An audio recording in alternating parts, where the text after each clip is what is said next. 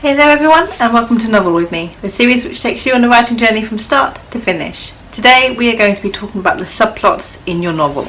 Now, the subplots are sort of like a secondary storyline in your novel. They tend to run parallel to your main plot.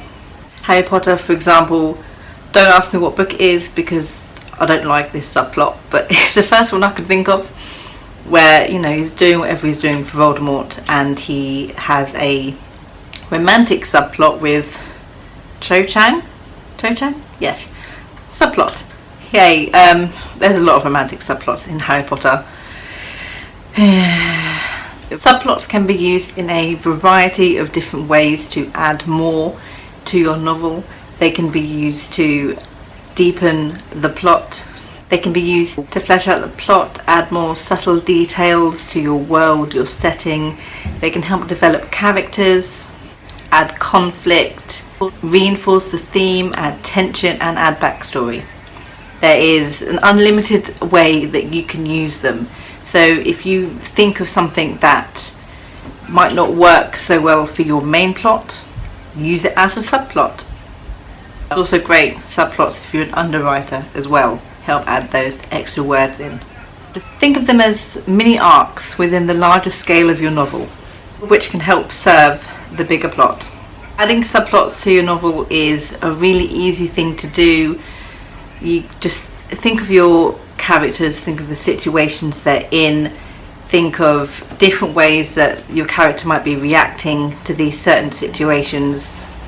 Think of things that you might want to explore but don't seem to work within the scale of your larger plot. Or think about what else might be happening in their life. I mean, Harry Potter had more going on in his life than just defeating Voldemort. Percy Jackson had more going on in his life than just fulfilling the prophecy.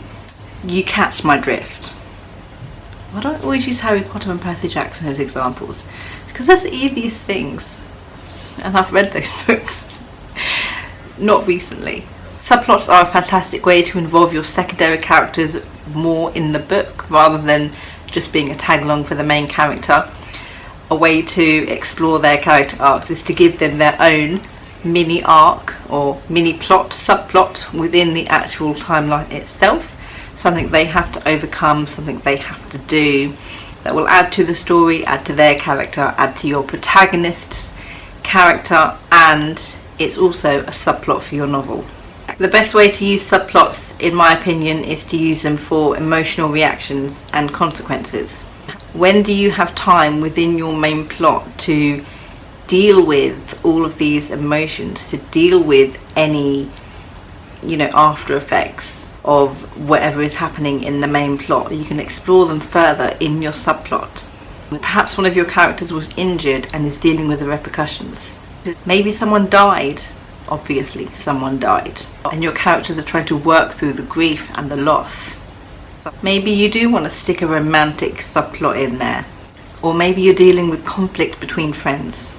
All of these don't seem to fit in with the main plot of Fulfill the Prophecy, but they are other things that are happening within your characters' lives. They will add to the main plot, they will make it richer, it will give them more depth. It's more chances for your character to grow, and the subplot is a great way for your characters to learn the things they need to learn in order to fulfill and complete the main conflict of the main story.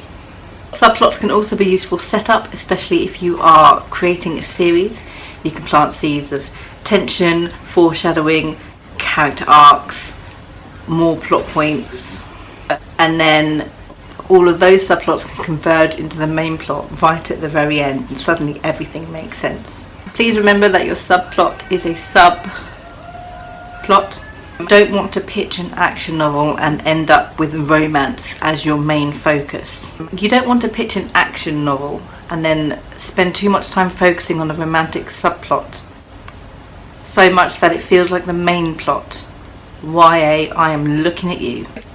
Both your plot and your subplot need to work together, and they need to fit together. They need to make sense to each other.